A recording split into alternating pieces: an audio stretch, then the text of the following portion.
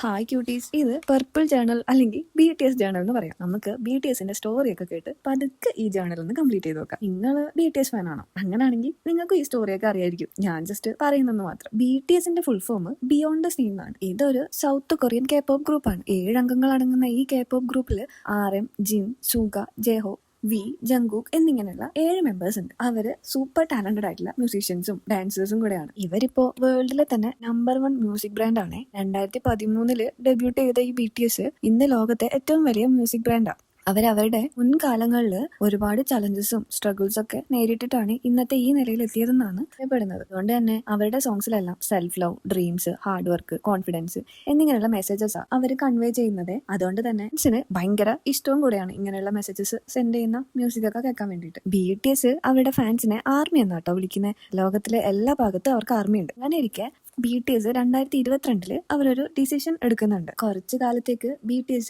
അവരൊരു ബ്രേക്ക് എടുക്കുമെന്ന് പറഞ്ഞായിരുന്നു അവരുടെ മെസ്സേജ്. ഈ K-pop ലോകത്തിന് കുറച്ച് വിഷമം ഉണ്ടാക്കില്ലേ, K-popന്റെ ഫാൻസിന് ഭയങ്കരമായിട്ട് വിഷമം ഉണ്ടാക്കിയ കാര്യമായിരുന്നു. ബ്രേക്കിന്റെ കാരണം അന്വേഷിച്ചപ്പോൾ വീണ്ടും അവരോടുള്ള ആരാധന കൂടുകയാണ് ചെയ്തത്. എന്താന്ന് വെച്ചാലേ, സൗത്ത് കൊറിയയില് ആരോഗ്യമുള്ള എല്ലാ പുരുഷന്മാരും മാൻഡേറ്ററി ആയിട്ട് മിലിറ്ററി സർവീസ് ചെയ്യണമെന്നാണ് അവിടുത്തെ റൂള്.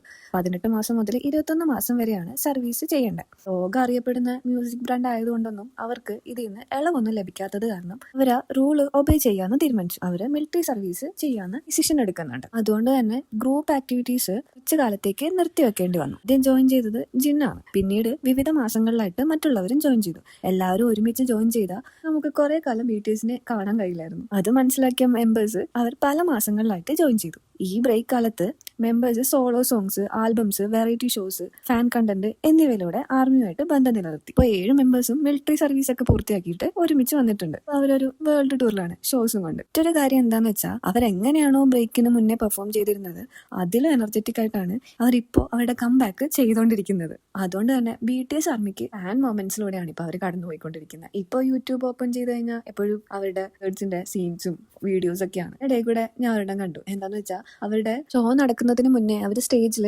റിഹേഴ്സൽ ചെയ്യും. ആ ടൈമിൽ അവിടെ മഴയായിരുന്നു. അപ്പോൾ ഉള്ള ഈ ടീംസിന്റെ ഫേസിലെ എക്സ്പ്രഷനും കൺസേർട്ട് തുടങ്ങിക്കഴിഞ്ഞിട്ട് മഴ പെയ്തപ്പോൾ ഉള്ള അവരുടെ ഫേസിലെ എക്സ്പ്രഷനും രണ്ടും ഡിഫറെന്റ് ആയിരുന്നു. ആദ്യം അവരുടെ ഫേസിൽ ഭയങ്കര സങ്കടവും, ഇനി എന്താണ് ചെയ്യുക, ഇങ്ങനെയുള്ള ഒരു അവസ്ഥയിൽ എങ്ങനെയാണ് പ്രോഗ്രാം കണ്ടിന്യൂ ചെയ്യാന്നൊക്കെയായിരുന്നു അവരുടെ മുഖത്തുണ്ടായിരുന്നത്. പക്ഷേ പ്രോഗ്രാം സ്റ്റാർട്ട് ചെയ്തതിന് ശേഷം അതിലും ശക്തമായ മഴയായിരുന്നു.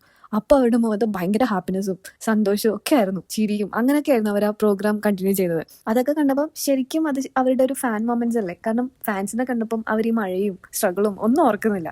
അവർ ഹാപ്പി ആയിട്ട് ഫാൻസിനെ എന്റർടൈൻമെന്റ് ചെയ്തുകൊണ്ടേയിരുന്നു. അതൊക്കെ കൊണ്ട് തന്നെ എനിക്ക് BTSനെ ഭയങ്കര ഇഷ്ടമാണ്. നിങ്ങൾക്ക് BTSനെയാണോ ഇഷ്ടം അതോ വേറെ മ്യൂസിക് ബ്രാൻഡ്സിനാണോ ഇഷ്ടം? കമന്റ് പറയാൻ മറക്കണ്ട. ഈ ജേണൽ വീഡിയോ ഇഷ്ടമായെങ്കിൽ ലൈക്കും കമന്റും സബ്സ്ക്രൈബും മറക്കണ്ട. അപ്പൊ പിന്നെ കാണാം. ബൈ.